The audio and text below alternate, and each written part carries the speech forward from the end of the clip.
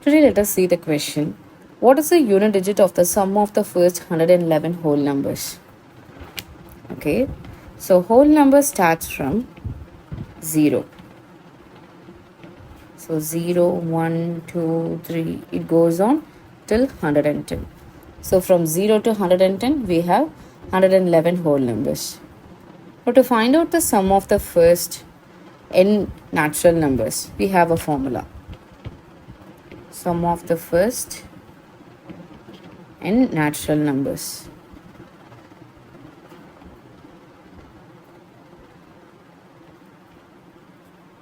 Formula is n times n plus 1 divided by 2. Here n represents 110. Okay, so now if we just apply this in the formula, we'll be getting it as 110 times 111 divided by 2. So this is 1 times 55 times. So 55 times 111 is going to be 6105.